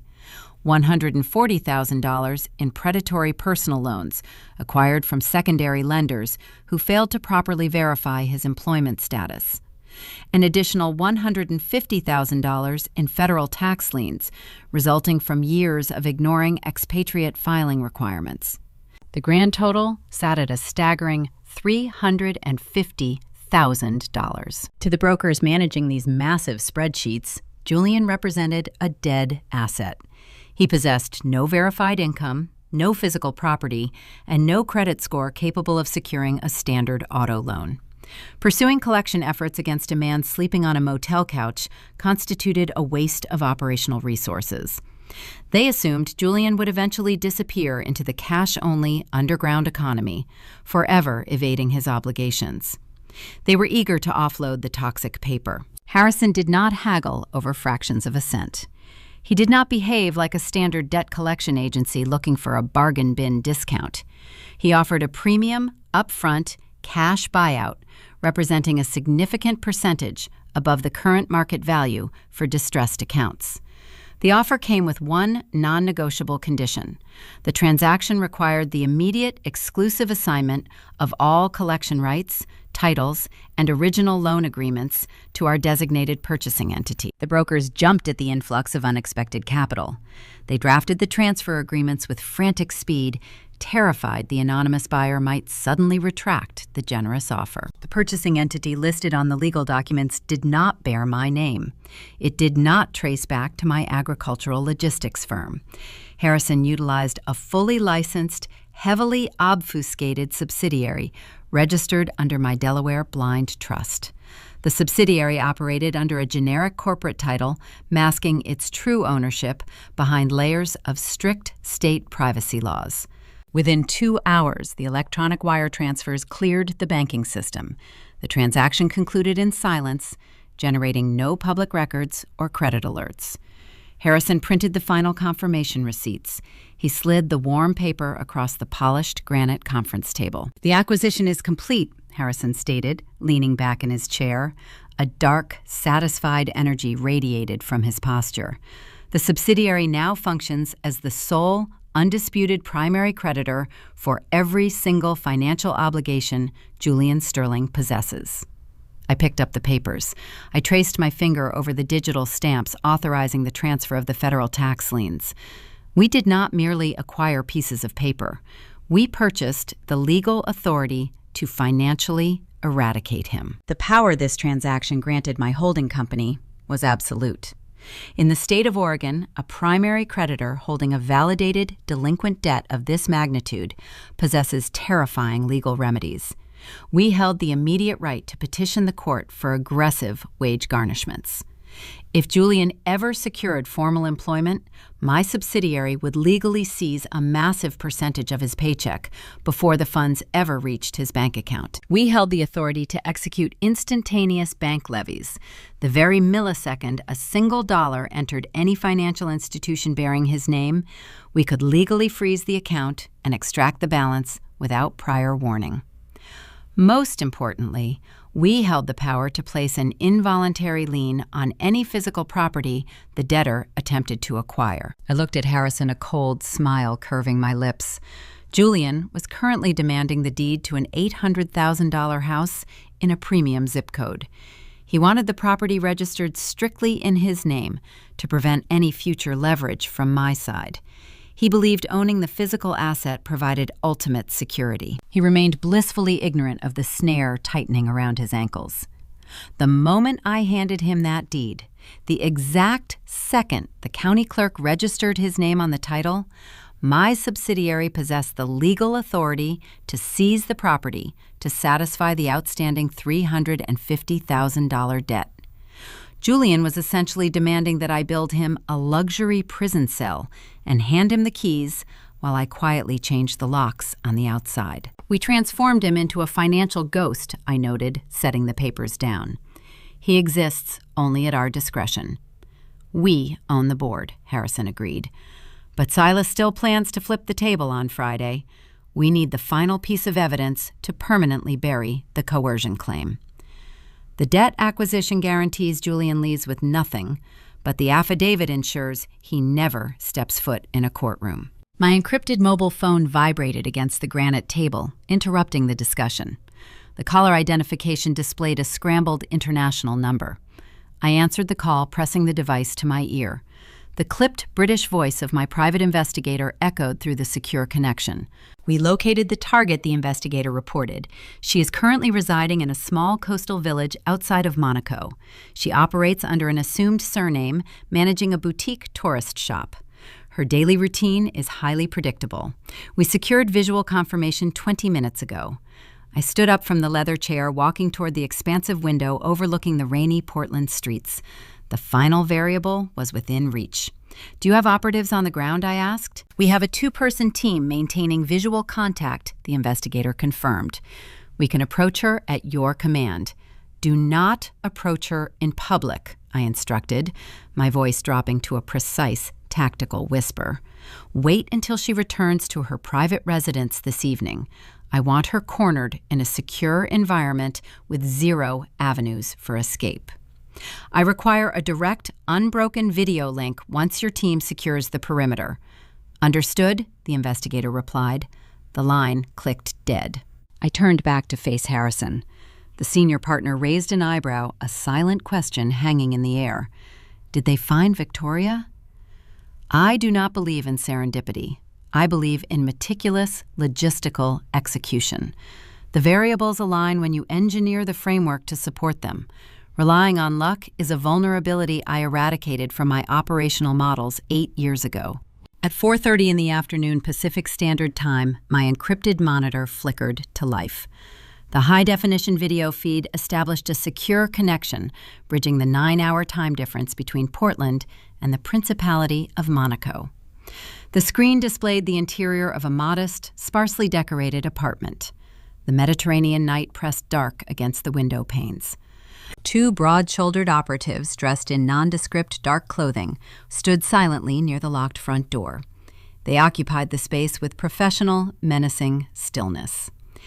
Sitting at a small wooden dining table, her face illuminated by the harsh glow of the laptop camera, was Victoria. The glamorous aesthetic she projected during her time in Oregon was entirely stripped away. She wore a simple beige sweater, her hair pulled back into a severe practical knot. The tension in her jaw and the frantic darting of her eyes betrayed absolute terror. She recognized the operatives were not local police. She understood she had been hunted down and successfully trapped by a private entity with significant resources. The operative nearest the camera adjusted the angle, ensuring my face dominated Victoria's screen. "Hello, Victoria," I said. My voice carried across the digital void, smooth and entirely devoid of heat. She flinched, physically recoiling from the monitor as if my voice carried a physical weight. "Nellie," she whispered, her breathing shallow and rapid. "How did you find me? Please, I do not have the money. The real estate market crashed. I lost everything. I am working retail just to survive." I did not interrupt her panic. I let her unravel, demonstrating the vast disparity in our current power dynamics. She expected a screaming match. She anticipated a scorned wife seeking emotional vengeance for the $62,000 stolen from a hospital room. She prepared to beg for mercy from a woman she wronged. "I am not interested in the money," I stated, cutting through her frantic rambling. "I consider those funds a sunk cost, long ago written off my ledgers. I am contacting you regarding a simple transactional exchange." Victoria stopped talking. She stared at the camera, confused by the clinical lack of anger. "What do you want?" she asked, her tone shifting to wary suspicion. "I require a sworn legal affidavit," I explained, leaning forward slightly so my features filled her screen. My operatives brought a physical copy. They also possess a secure digital notary program. The document details the exact sequence of events that occurred in the first-class lounge of the Portland International Airport 8 years ago. Victoria swallowed hard, nervously glancing at the silent men standing near her door. "I do not understand. What events?" The document explicitly states that Julian Sterling was entirely lucid when he reviewed the voluntary termination of parental rights I dictated outlining the trap. It confirms he did not exhibit signs of fear, panic, or coercion. It legally attests that he bragged about securing his offshore accounts and actively plotted to hide our marital assets from the Oregon family court system. The affidavit verifies he signed those papers out of pure, unadulterated greed to protect his expatriate lifestyle. Victoria shook her head, a defensive instinct taking over. "I cannot sign that. I will not involve myself in perjury or family court disputes. If Julian finds out, he will come after me. I want nothing to do with him or you." I leaned back in my walnut chair. I allowed a fraction of my predatory focus to bleed into my voice. "You seem to misunderstand the nature of this interaction, Victoria. This is not a negotiation. It is a binary choice." I pressed a button on my keyboard, transmitting a secondary file to the laptop sitting on her dining table. A new window opened on her screen, displaying a dense Arabic legal document bearing official government seals from the United Arab Emirates. Victoria gasped, her hands flying to her mouth. "That is an active corporate fraud warrant issued by the Dubai authorities," I noted, translating the reality of her situation. "You fled the country, leaving behind massive real estate debts and defrauded investors. The local jurisdiction considers you a fugitive, facing severe penal consequences." I let the threat hang heavy in the quiet apartment. "Option 1, I continued, holding up a single finger. "You execute the digital biometric signature on my affidavit right now in front of my operatives. If you provide the sworn testimony, I will permanently delete your coordinates from my database. You continue your quiet retail life in Monaco, and we never speak again." I held up a second finger. "Option 2. You refuse to sign. I end this call and instruct my operatives to leave. 5 minutes later, I forward your exact global positioning coordinates, your assumed alias, and your current employment schedule directly to the Corporate Fraud Division in Dubai. They will initiate international extradition protocols before the sun rises over the Mediterranean." Victoria stared at the screen, trapped between the ghost of her past and the terrifying reality of her present. The calculation required zero deliberation. "Give me the document," she whispered, her voice cracking with defeat. The operative nearest the table stepped forward, presenting a digital tablet and a stylus. Victoria did not bother reading the dense legal text Harrison drafted.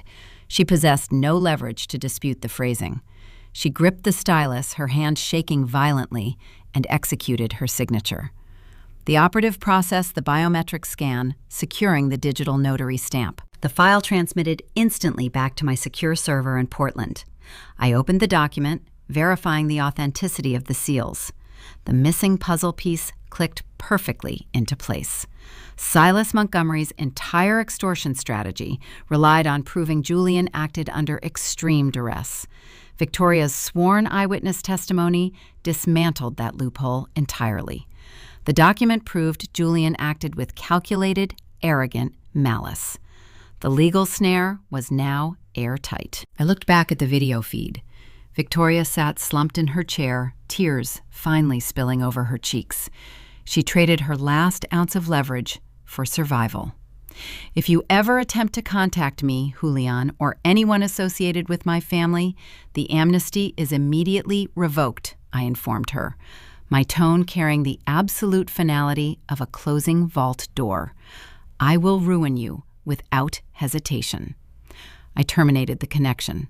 The monitor faded to black. I sat in the quiet of my office, the digital affidavit glowing on my secondary screen. The trap was fully armed. The legal defenses were impenetrable. The financial execution awaited its scheduled target.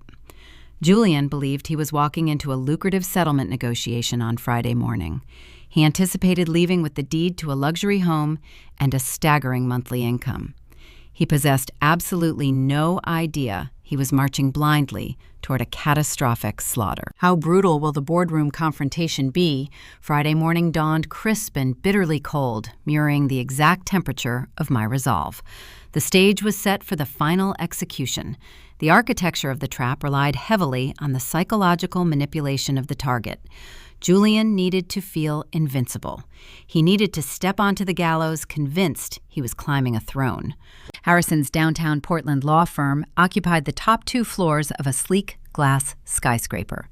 The interior projected intimidating wealth and unyielding authority. Floor-to-ceiling windows offered sweeping views of the Willamette River and the snow-capped peak of Mount Hood in the distance. The conference room designated for the mediation felt vast and imposing, dominated by a massive slab of polished black granite that served as the central table. I arrived precisely at 9:45, taking my seat at the far end of the granite expanse. I wore a tailored slate gray suit, projecting the image of a corporate titan preparing for a standard boardroom battle. My hands rested calmly on the cool stone surface, empty of any files or legal pads. Harrison stood near the window, adjusting his French cuffs. He radiated a silent, lethal confidence. The only item resting near his position was a thin manila folder and a massive, thick black leather binder positioned slightly out of immediate sight. Julian and Silas Montgomery strutted through the heavy glass doors exactly 10 minutes late. It represented a classic, pathetic power play, a cheap tactic designed to establish dominance and rattle the opposition before a single word was spoken. They looked like scavengers, arriving at a feast, completely unaware they were the main course. Julian wore a brand-new, off-the-rack suit that still held the faint creases of its packaging. The fabric looked stiff and cheap against the luxurious backdrop of the law firm. He swaggered toward the table with an arrogant, unearned grin, pulling out a leather chair and dropping heavily into it. Silas flanked him, dropping a bloated, disorganized briefcase onto the pristine granite with a loud, obnoxious thud. "I am glad you decided to be reasonable," Julian announced, leaning back and casually resting his ankle over his knee. "I knew you would eventually see the strategic value of keeping this dispute out of the public eye." "My client is ready to resolve this matter today," Silas added, projecting a booming, theatrical voice clearly intended to intimidate. "We prepared a comprehensive settlement agreement, ensuring my client receives the equitable treatment he is legally owed as a biological parent. We operate under the strict assumption that you wish to avoid a protracted, highly publicized custody battle that could severely damage your corporate brand right before your stock offering." Harrison did not move from the window. He did not open a laptop or acknowledge the sleazy attorney's grandstanding. He simply observed Silas with an expression of profound, chilling amusement. "Let us dispense with the amateur courtroom monologue," Silas Harrison commanded, his deep baritone instantly lowering the ambient temperature in the room. You requested this mediation to present your terms. The clock is ticking. Present them." Silas bristled, his face flushing a dull red at the dismissal. He unlatched his battered briefcase and pulled out a thick, stapled packet of paper. He slid the document aggressively across the smooth granite. "My client is a devoted father who suffered extreme financial and emotional hardship while trapped overseas." Silas read loudly from his prepared text. "He seeks to establish a stable, permanent presence in his son's life. However, a child accustomed to a multi-million-dollar lifestyle cannot be expected to visit his father in substandard living conditions. The court requires a parity of lifestyle to ensure the child does not experience psychological whiplash between households." Julian nodded solemnly, attempting to manufacture an expression of deep paternal concern. "A boy needs his biological father," Nellie Julian said, leaning forward and staring directly into my eyes. "Rowan needs a male role model to guide him. I cannot provide that guidance if I am struggling to survive while you hoard a massive fortune. It is incredibly damaging to a child to see his father treated like a second-class citizen. I am asking for the bare minimum required to build a proper home for our son." I kept my facial expression completely blank. I did not blink. I did not betray a single ounce of the disgust boiling in my veins. I simply waited for him to list the price tag he placed on his non-existent relationship with my child. To ensure this parity of lifestyle, Silas declared, his voice swelling with greedy anticipation, "We demand the immediate purchase of a residential property in a premium school district. The property value must be no less than $800,000. The deed will be transferred exclusively into my client's name today to prevent any future financial leverage or manipulative gatekeeping from your side." Julian leaned further over the table, resting his elbows on the stone. "And I will need reliable transportation to drive Rowan to his extracurricular activities. A new luxury sport utility vehicle, fully paid off, registered strictly in my name.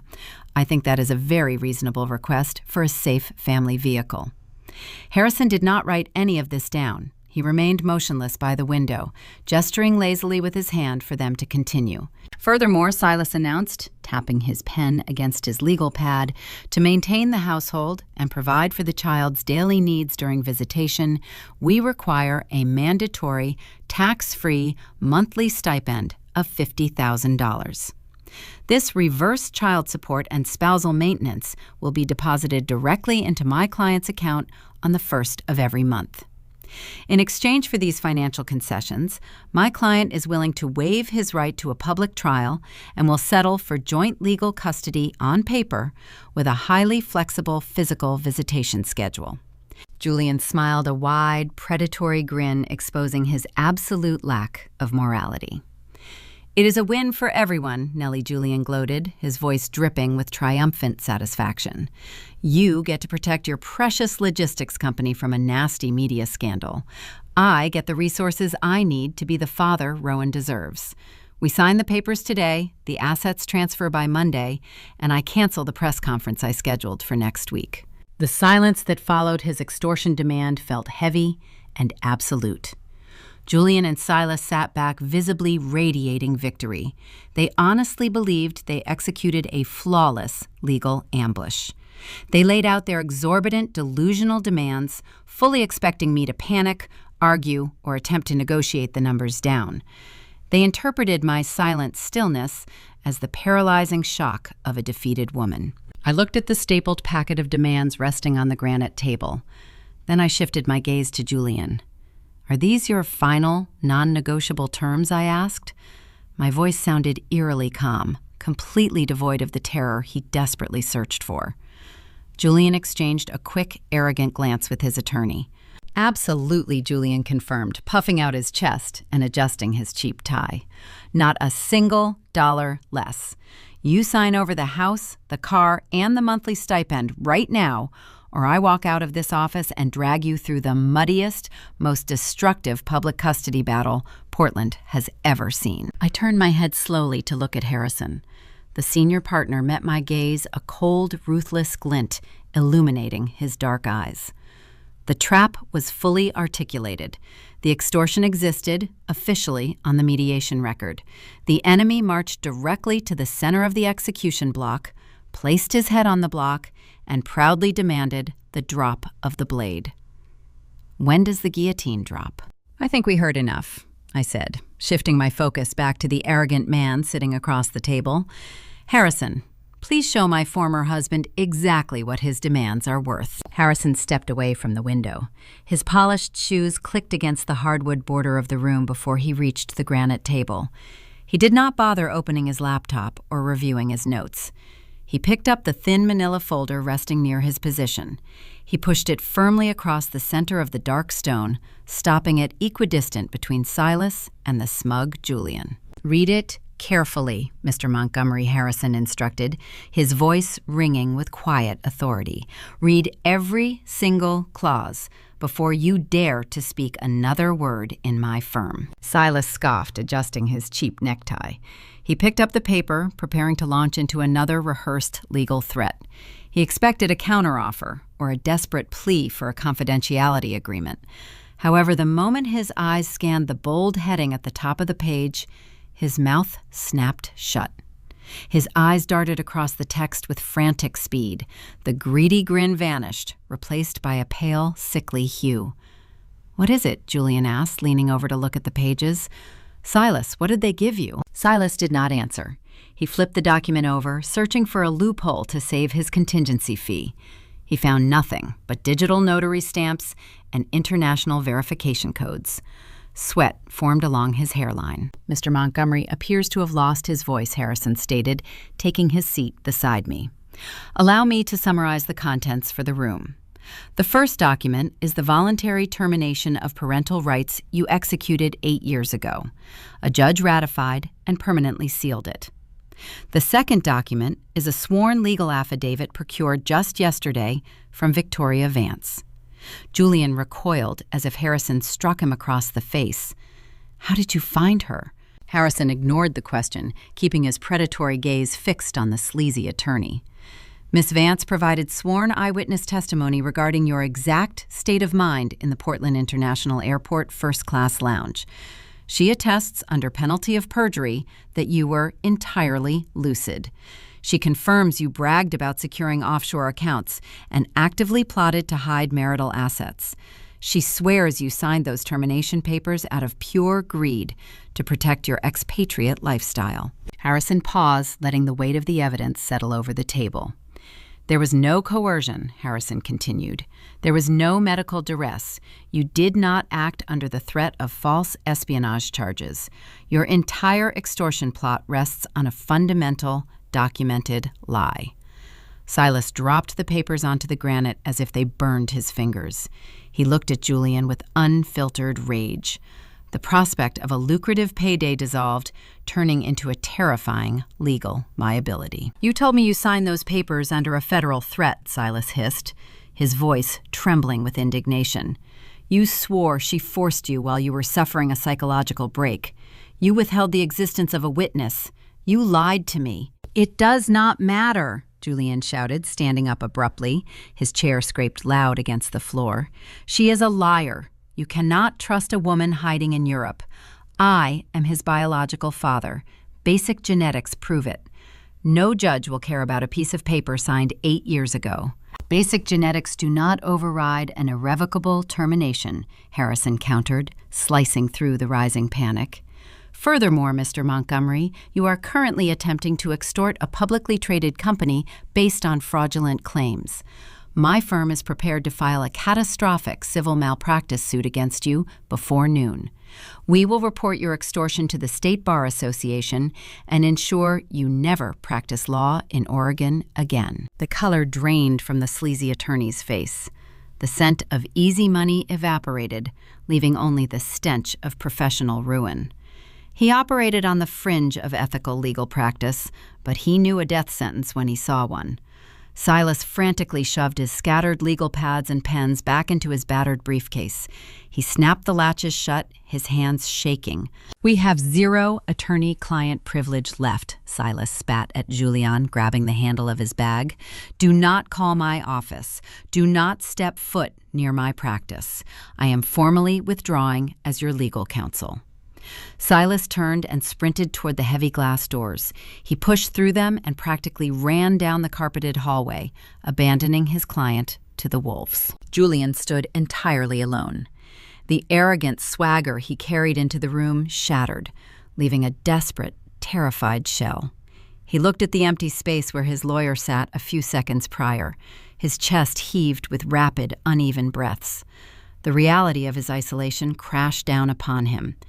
He realized he possessed no legal representation, no leverage, and no path to the money he craved. "You cannot do this," Julianne yelled, pointing a shaking finger at me. The veins in his neck pulsed. "You cannot just erase me with a technicality. I will go straight to the local news stations. I will tell the networks you manipulated a grieving father. I will ruin your pristine corporate image permanently. I will burn your stock offering to the ground." I watched him squirm, relishing the destruction of his unearned confidence. I let him yell until his voice cracked and his breath ran short. The frantic energy of a cornered rat radiated from him. "You are welcome to try," I finally spoke, my tone dropping to a dangerous, icy register. I stood up, slowly buttoning my slate-gray jacket. I walked around the edge of the granite table, closing the physical distance between us. Julian took a reflexive step backward, his bravado crumbling under my steady gaze. "But if you take this to the press, Harrison will legally unseal the affidavits," I explained, my voice devoid of any emotion. "We will release the bank records showing exactly how you stole medical funds intended for a premature baby. We will publish Victoria's testimony detailing your Dubai escape. The public will not see a tragic, alienated father. They will see a cowardly thief who abandoned his family and returned 8 years later demanding a payout." Julian sank back into his leather chair, defeated. The fight drained out of him, leaving him slumped and hollow. I leaned forward, resting my hands on the cool stone. "You walked into this building today expecting to leave a rich man," I continued. "You demanded an $800,000 house and a luxury vehicle. You thought my fear of a public scandal would force me to open my checkbook. You assumed leaving this room empty-handed was the worst-case scenario." Julian looked up at me, confusion mixing with his fear. I smiled a cold, predatory expression. "You just lost the privilege of leaving empty-handed," I whispered. I shifted my gaze to Harrison, delivering a single, silent nod. The execution shifted from defense to offense. We dismantled his extortion plot, neutralizing the threat to my company and my son. Now we initiated the penalty phase. Harrison stood up. He reached down beside his chair and retrieved the thick, black leather binder he kept hidden from view. He hoisted it high and dropped it onto the center of the polished granite. The impact produced a loud, echoing thud that made Julian physically jump in his seat. The sound resembled a gavel strike, delivering a terminal sentence. Julian stared at the ominous black cover. His breathing grew shallow. He recognized the shift in power. He understood he was no longer negotiating a settlement. He was awaiting a verdict. What is in the black binder? Harrison flipped the heavy cover of the black leather binder open. The crisp white pages inside bore bright red official federal transfer stamps and notarized signatures. He extracted a thick stack of documents and slid them across the polished granite toward Julian. Julian stared at the papers. His eyes tracked the familiar headers and the undeniable proof of his own catastrophic failures. He recognized his signature on the defaulted high-interest credit card applications he submitted during his frantic final months in Dubai. He saw the predatory personal loan contracts he signed upon returning to American soil. He identified the official seals of the Internal Revenue Service, verifying the staggering tax liens assessed against him. Harrison folded his hands on the table. His voice cut through the silence, delivering the final calculation. $350,000. Harrison recited the number, hanging like a physical weight in the room. You owe a staggering sum across various distressed portfolios. Because you currently possess zero assets and lack formal employment, standard collection agencies considered your accounts toxic. They viewed you as a dead end. Julian looked up from the documents, his face devoid of color. What does this have to do with me being here? My personal debt is none of your business. It became my business on Wednesday afternoon, I stated. I leaned forward, resting my forearms on the cool stone. Harrison utilized a heavily obfuscated subsidiary registered under my Delaware holding company. We approached the commercial brokers holding your defaulted accounts. We offered a premium, upfront cash buyout to acquire the exclusive assigned rights to every single dollar you owe. Julian stopped breathing. His gaze darted between me and the senior partner, trying to comprehend the sheer scale of the maneuver. We did not just buy pieces of paper, I explained, my tone smooth and transactional. We purchased the legal authority to financially eradicate you. My holding company now functions as your sole, undisputed primary creditor. In the state of Oregon, we possess the immediate right to garnish any future wages you earn. We hold the power to execute instantaneous bank levies. Most importantly, we hold the authority to place an involuntary lien on any physical property you attempt to acquire. I let the reality of his situation wash over him before delivering the fatal irony of his own extortion plot. You walked into this room demanding the deed to an $800,000 house. I continued, a cold smile touching my lips. You insisted the property must be registered strictly in your name today to prevent any leverage from my side. Did you honestly believe I would refuse? I was hoping you would sign the settlement agreement. Julian shrank back into his leather chair, his eyes wide with rising terror. The exact millisecond the county clerk registered your name on that property title, my subsidiary possessed the legal authority to seize the asset to satisfy your outstanding debt, I revealed. If I handed you the keys to that luxury home this morning, Harrison would legally foreclose on it by Monday. You demanded I build you a prison cell and hand you the keys. Silas abandoning you was just the prelude, Harrison interjected. We did not wait for this meeting to conclude to initiate the collection process. We secured an emergency writ of execution from a federal judge 2 hours ago. Every bank account bearing your name was frozen and levied 60 minutes prior to your arrival in this room. You possess zero liquid capital. You lack the funds to purchase a bus ticket back to your dingy motel. Julian patted his jacket pockets, a frantic animal instinct taking over. He realized the trap extended far beyond the walls of the law firm. He was stranded. I still have assets, Julian stammered, his voice cracking with desperation. He held up his left wrist. He wore the off-the-rack suit, but I noticed he retrieved his prized possession from whatever pawn shop held it. The Patek Philippe watch gleamed on his wrist today, a desperate attempt to project dominance and fake success for the mediation. The sapphire crystal caught the overhead lights, reflecting the same cold glare I remembered from my hospital room 8 years ago. This watch is worth tens of thousands. Julian argued, his hand shaking. I can liquidate it. I can hire another lawyer. I can fight this. The heavy glass doors of the conference room swung open. 2 broad-shouldered security guards stepped into the room. They did not wear standard building uniforms. They worked directly for my private security detail. Harrison produced a freshly stamped legal document from his manila folder. This is a court-ordered seizure warrant, Harrison stated, sliding the paper toward the center of the table. As your primary creditor, we are authorized to confiscate high-value personal property to satisfy the accruing interest on your delinquent accounts. The security guards moved with swift, military precision. One guard secured Julian by the shoulder, pinning him to the chair. The second guard reached down and unbuckled the leather strap of the luxury timepiece. Julian thrashed, crying out in protest, but he lacked the physical strength to resist.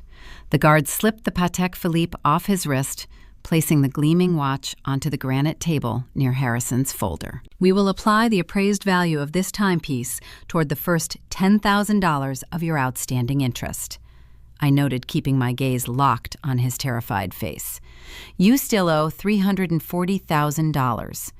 The loss of the watch broke the final pillar of his false reality. The physical removal of his only remaining status symbol shattered him." Julian slipped out of the leather chair and dropped to his knees on the hardwood floor. He clasped his hands together, tears streaming down his flushed face. The arrogant extortionist vanished, replaced by a broken, weeping shell. "Please, Nellie," Julian begged, his voice echoing off the glass walls. "You have made your point. You won. You humiliated me. But you cannot leave me with nothing. I have no money. I have no car. I cannot even buy food today. Just forgive the debt. You have millions. You do not need my money. Who even owns this holding company? Just ask them to let me go." I stood up from my chair. I walked slowly around the edge of the granite table, looking down at the man kneeling on the floor. I felt no pity. I felt no echo of the love I once held for the man I married. The space inside my chest where my heart used to break for him felt solid and unyielding. "I do not need your money," I agreed, my voice deadly calm. "But the sole, irrevocable beneficiary of the holding company does." Julian stared up at me, his chest heaving with erratic sobs. "Who is the beneficiary?" he pleaded. I leaned down, closing the physical distance until my words carried directly into his ear. "Rowan," I whispered. Julian stopped breathing. His jaw dropped open in profound horror as the poetic justice of his destruction finally landed. "You call them a defective liability," I reminded him, every syllable striking like a hammer. "You threw away your parental rights because you refused to carry the financial burden of a premature infant. Now, 8 years later, you are kneeling in my city, entirely bankrupt. You do not have a son, Julian. You have a creditor. Your 8-year-old child is your sole legal master. You owe your entire existence and $350,000 to the boy you discarded." The silence in the room felt heavy enough to crush bone. Julian stared at me, his mind struggling to process the sheer magnitude of his defeat. He expected to weaponize my child against me.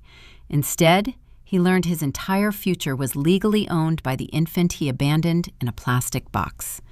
I signaled to the guards with a sharp nod. "The mediation is concluded," I announced, turning my back on the broken man. "Escort him to the street. If he attempts to re-enter this building, have the police arrest him for criminal trespassing." "No," Julian wailed as the guards hauled him forcefully off the floor. "Please, Nellie." They dragged him backward toward the hallway. He kicked his feet, struggling helplessly against their iron grips. His pathetic cries echoed down the corridor, growing fainter as they pulled him toward the elevators. The heavy glass doors swung shut, sealing away the phantom energy of the man I just eradicated from the financial system. I left the law firm 30 minutes later, stepping into the crisp Oregon afternoon. The drive back to my estate in the wooded hills felt remarkably peaceful. The toxic adrenaline flushed out of my system, leaving behind a profound, refreshing clarity. The heavy iron gates of my property swung open, recognizing the encrypted signal from my vehicle. I parked in the circular driveway and walked through the solid oak front doors. The house smelled of roasted garlic and pine needles. The ambient temperature felt warm and perfectly controlled. I found Rowan sitting cross-legged on the thick rug in the sunken living room. He held his digital tablet running lines of diagnostic code for a complex motorized bridge model resting on the coffee table. He looked up as I entered, his dark eyes bright and focused. He was safe. He was brilliant. He was entirely untouchable. I dropped to my knees on the rug, pulling him into a tight embrace. The empire I built did not exist in the bank accounts or the corporate valuation. The true empire existed right here in this room. Sometimes the most devastating betrayals provide the exact blueprints required to build your kingdom. They call you a burden. They leave you bleeding and broke, expecting you to quietly fade into the statistics of failure. They drastically underestimate the terrifying, unstoppable force of a person who decides to synthesize their pain into pure ambition. You take their cruelty and you construct a reality so massive and fortified that it crushes them the second they try to return. Have you ever taken the worst betrayal of your life and weaponized it into an impenetrable fortress? Have you ever had to build a chosen family when the one you trusted walked away? Tell me your story in the comments below. I read every single one. If you found power in this journey, hit the like button, subscribe to the channel, and share this with someone who needs a reminder that rock bottom is just the foundation for a skyscraper. Never apologize for protecting your peace, and never negotiate with a ghost. The quiet, rhythmic hum of a neonatal incubator is a sound that forever alters the architecture of a human heart. It is the sound of life stripped down to its most fragile, absolute essence.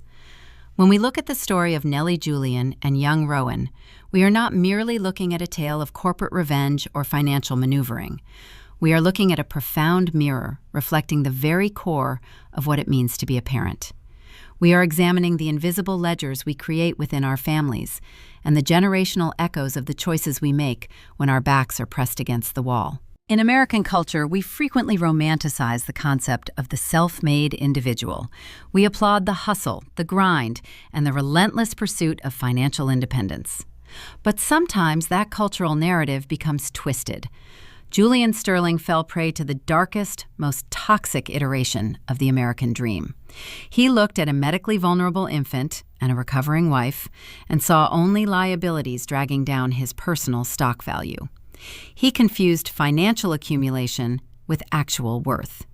He abandoned the fundamental bedrock of traditional family responsibility, the unspoken sacred vow that you do not leave your wounded behind. Family responsibility is not a picturesque holiday card. It is not the easy Sunday afternoons or the perfectly curated social media posts. True family responsibility is forged in the sterile waiting rooms of hospitals at 3 a.m. It is holding the line when the bank account dwindles and the future looks like a terrifying storm. Nellie understood this implicitly. She recognized that being a parent meant absorbing the impact of the world so her child could simply breathe. When we raise children, we are constantly transmitting our values through our actions, not just our words. The guidance we provide them echoes into their adulthood, shaping how they view trust, loyalty, and self-worth. Nellie did not raise Rowan in a household poisoned by daily rants about an absent father. She did not infect his brilliant, developing mind with the toxic, bitter residue of a broken marriage. Instead, she cultivated an environment of profound emotional awareness and unyielding honesty. Honesty in parenting does not always mean shielding a child from the ugly truths of the world. It means presenting those truths in a way that makes the child feel safe and grounded. When Rowan stood on that sidewalk outside his private academy and faced the man who abandoned him, he did not shatter. He did not cry for a ghost. He looked at Julian with clear eyes and recognized him for exactly what he was, a malfunctioning variable, a liability that had long ago been removed from his life. Rowan possessed that chilling mathematical confidence because his mother provided him with the ultimate security of truth. She taught him that biology does not equal family. She taught him that love is an action, a daily choice, a structure you build brick by brick. Raising children with a strong sense of fairness and emotional intelligence requires us to hold ourselves and others accountable. In a traditional family structure, accountability is the mortar that holds the bricks together.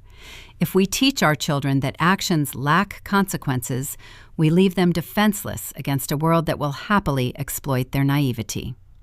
Nellie delivered the ultimate lesson in accountability, not just to Julian, but to the universe itself. The poetic justice of Julian owing his entire financial existence to the son he once discarded is more than just a satisfying plot twist. It is a monumental lesson in the physics of morality. The universe balances its scales. When you abandon your responsibilities out of greed, that very greed will eventually construct the cage that traps you. By legally positioning Rowan as the primary creditor, Nellie ensured her son would never be a victim. She handed him the keys to the empire, protecting his future with the very debt his father accrued while running away. This story asks us to examine the foundations of our own homes. It challenges us to look at the people sitting across our kitchen tables and ask ourselves if we are building a sanctuary or a house of cards. Are we teaching our children to run when the path grows steep, or are we teaching them to stand firm and build a fortress?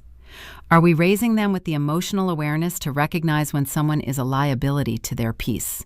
We must teach our children that they are never a burden. We must instill in them the unwavering belief that their existence is a privilege to witness. When we operate with integrity, honesty, and a fierce protective love, we create a legacy that no external force can ever dismantle. We teach them that the most impenetrable armor they will ever wear is the knowledge of their own worth. If you find yourself reflecting on the boundaries in your own life, the invisible ledgers of your relationships, and the strength it takes to protect your peace, you are in the right place. These are the narratives we explore here. We dissect the moments where human nature fails and the incredible resilience required to rise from the ashes. I encourage you to subscribe to Pan of Vengeance. Join our community as we continue to unravel the complex stories of betrayal, accountability, and the cold, beautiful triumph of justice. Follow the channel and share your own experiences in the comments, because every shared truth makes our collective fortress a little stronger. As you step away from this story, take a moment to look at the life you are constructing. We are all architects of our own reality, mapping out the blueprints of our futures with every decision we make. The walls we build around our families are invisible, but they are real. They are made of the promises we keep, the truths we tell, and the burdens we willingly carry for the people we love. Somewhere in your past, there might be a ghost. Someone who walked away, someone who deemed you a liability, someone who underestimated the fire they sparked when they left you in the dark.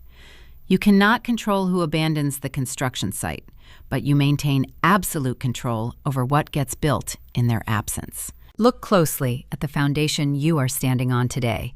Is it built on the shifting sands of someone else's approval, or is it anchored deep in the bedrock of your own undeniable truth? The choices you make tonight, the boundaries you enforce tomorrow, and the lessons you whisper to your children will echo for generations. We all leave a legacy behind. The only question that remains is whether your legacy will be a cautionary tale of a coward who ran, or a towering fortress built by someone who refused to break.